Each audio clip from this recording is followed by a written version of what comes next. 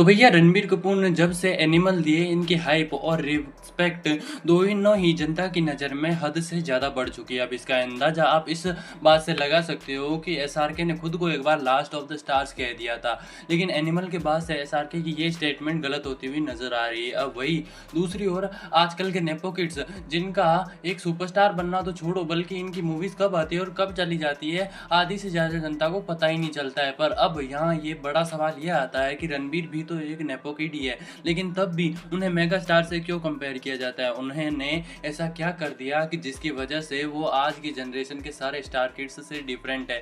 या फिर wise and were poor Kapoor the only talented nepo kid? तो चलो फिर करते हैं स्टार्ट। देखो, जिस तरह से दुकान के गल्ले पर बाप के बाद उसका बेटा और उसके बेटे के बाद उसका बेटा बैठता है, सेम इसी तरह बॉलीवुड में आप अपनी मूवीज की दुकान से नाम कमाता है और फिर इसी नाम के गल्ले पर बिना कुछ किए उसका बेटा बैठ जाता है, और इसी को कहते हैं नेपोटिज्म। अब बॉलीवुड में ये टर्म तब यूज होती है जब फिल्म इंडस्ट्री के स्टेबल स्टार्स अपने बच्चों को करण जौहर के जरिए लॉन्च करते हैं। उन्हें नए नए रोल्स और अपॉर्चुनिटी मिलती है जो कभी किसी आउटसाइडर को सालों धक्के खाने के बाद भी शायद से मिलती है। देखो, नेपोटिज्म की डिबेट बॉलीवुड से सदा से चलती आ रही है और कपूर फैमिली इसका शुरुआत से ही हिस्सा रही है। ये डिबेट तब और ज़्यादा हाईलाइट हुई जब कंगना रनौत ने करण जौहर के शो कॉफी विद करण पे उन्हें फ्लैग बियर ऑफ नेपोटिज्म कह दिया था। इन अब कपूर फैमिली बॉलीवुड की एक ऐसी लेगेसी है जहां राज कपूर से लेकर रणबीर कपूर ने हर जनरेशन में कपूर का खूब नाम किया है। रणबीर कपूर ने खुद एक्सेप्ट किया है कि बॉलीवुड में नेपोटिज्म एग्जिस्ट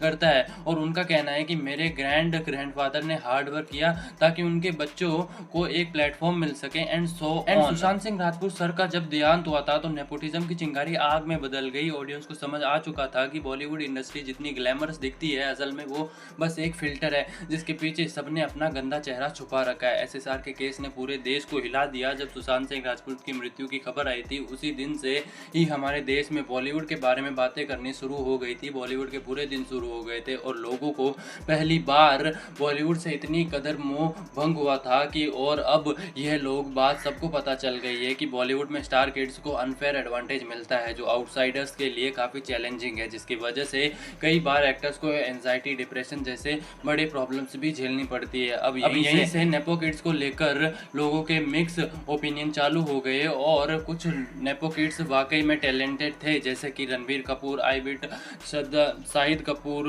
को भी इस फैलती आंख ने अपने चपेट में ले लिया, लेकिन समय के साथ साथ सबने प्रूव कर दिया कि वो हर स्टार किड्स जैसे यूजलेस नहीं है। जिनमें से एक थे रणबीर कपूर, क्योंकि रणबीर बाकी स्टार किड्स जैसे सिर्फ अपनी फैमिली के लेगेसी पर डिपेंड नहीं कर रहे थे। उन्होंने कुछ ऐसे रोल्स चुने जो टिपिकल बॉलीवुड मसाला फिल्म से काफ़ी अलग थे। वेकअप सिड 2009 में इस मूवी में रणबीर कपूर ने सिड के रोल को प्ले किया था जो कि एलिस कॉलेज स्टूडेंट से एक रिस्पॉन्सिबल एडल्ट बनता है। अब इस कैरेक्टर में यह प्रॉब्लम थी कि इसमें वो साउथ के हीरो की तरह पैर घुमा के तूफान ला देने वाला हीरोज में मौजूद नहीं था। बावजूद भी रणबीर ने ये मूवी साइन की और ये कैरेक्टर ऑडियंस के बीच काफ़ी रिलेटेबल बना और ये मूवी कमर्शियल हिट। अब इस फिल्म से एक बात तो कंफर्म हो गई कि रणबीर अपने पापा ऋषि कपूर की तरह काफी चार्मिंग हीरो है जो अपने कैरेक्टर्स को दम पे करते हैं। और फिर आई रॉकेट सिंह और यह मूवी का अनकन्वेंशनल चॉइस बनी। अब ये फिल्म सक्सेस नहीं था, जिसके बाद रणबीर ने बैक टू बैक कई मूवीज की और फिर 2017 में रिलीज होती है जग्गा जासूस। और ये मूवी रणबीर के लिए काफी स्पेशल होने वाली थी क्योंकि जग्गा जासूस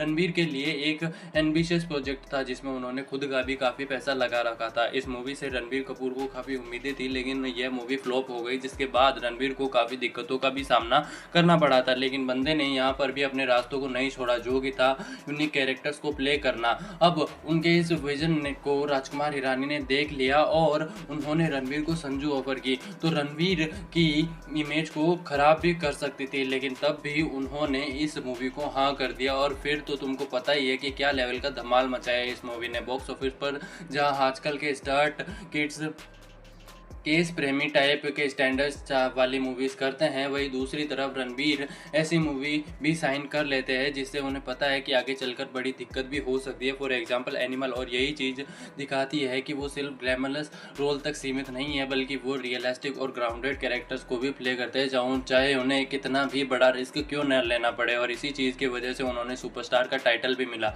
जो आज की जनरेशन के किसी भी स्टार किड को अभी तक नहीं मिला है। देखो, जितना मुश्किल एक सुपरस्टार बनना है है उतना ही मुश्किल उसके लेवल को मेंटेन करना होता है। अब बाकी स्टार किड्स अपने आप को रिलेवेंट रखने के लिए पेपराजी और सोशल मीडिया का सपोर्ट लेते हैं। वही रणवीर की थिंकिंग रिलेवेंसी को लेकर काफ़ी अलग है, क्योंकि वो अपने आप को कम ही रिवील करते हैं। देखो, रणवीर ने जब से बॉलीवुड में कदम रखा है तब से ही उनकी पर्सनल लाइफ मीडिया के रेडार पर रही है। उनके रिलेशनशिप, फैमिली और इवन उनकी डेली रूटीन्स पर भी हेडलाइंस बनती रहती है। लेकिन रणवीर ने हमेशा अपना पब्लिक पर्सोना और पब्लिक लाइफ के बीच में एक फाइन बैलेंस मेंटेन किया। उन्हें किसी पेपराजी की जरूरत नहीं पड़ती अपने आप को रिलेवेंट रखने के लिए। यहाँ तक कि जहाँ आजकल के स्टार किड्स सिर्फ दूसरे तीसरे दिन अपने प्यार को लेकर के हेडलाइंस में आने का वेट करते रहते हैं, वही रणवीर ने सिर्फ एक ही कन्या से प्यार किया। ऐसी में गलती से भी नहीं कह सकता, क्योंकि उन्होंने भी 10 से ज़्यादा गर्लफ्रेंड्स बनाई है, लेकिन उनके बारे में हमेशा मीडिया से हाइड ही रखना चाहा, जिसके ऊपर भी हम वीडियो बनाएंगे। तो चैनल को सब्सक्राइब कर ही सकते हो। लेकिन इसके अलावा रिलेटेबिलिटी एक बहुत बड़ा फैक्टर है, जिसे हम बोल सकते हैं कि ये चीज़ उन्हें बाकी स्टार किड्स से अलग बनाती है। देखो, अगर आप रणवीर के इंटरव्यूज़ या पॉडकास्ट देखोगे तो आपको दिखेगा कि ये बंदा ऑडियंस के बारे में सोच रहा है, और साथ में तुम सब लोग ये भी देखोगे कि कैसे इस बंदे को पूरे पैन इंडिया की नॉलेज है। लेकिन भाई, अगर तुम किसी स्टार किड के पॉडकास्ट देखोगे तो उसमें वेस्टर्न वाली फीलिंग ज़्यादा आती है। उनके बात करने के एक्सेंट से लगता है कि उनके पहनने के स्टाइल से तक हम सब रिलेट नहीं कर पाते हैं, और यही एक बड़ा रीज़न है कि आजकल सोशल मीडिया इन्फ्लुएंसर ज़्यादा फेमस है स्टार किड्स से।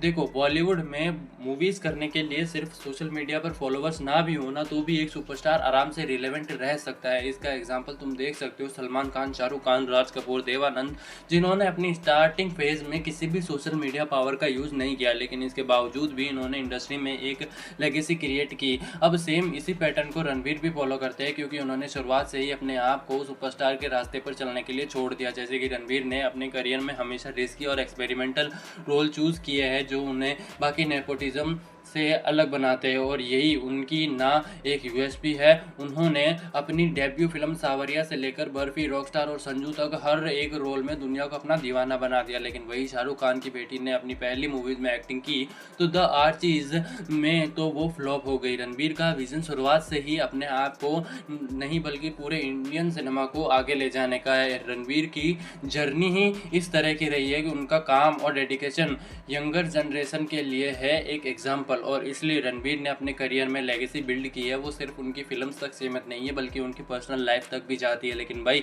जब हमें किसी नेपो किड्स से ऐसी फीलिंग आएगी ही नहीं, तो फिर हम उनसे एक्सपेक्ट भी क्या ही कर सकते हैं वो अपनी लेगेसी बना पाए। बाकी वो आपका कौन सा स्टार फेवरेट है मुझे कमेंट में ज़रूर बताना। तो ये थी आज की वीडियो, कमेंट में ज़रूर बताना वीडियो कैसी लगी। वीडियो पसंद आए तो लाइक करना, चैनल को सब्सक्राइब करना। मैं मिलूंगा किसी और वीडियो में। जय श्री राम।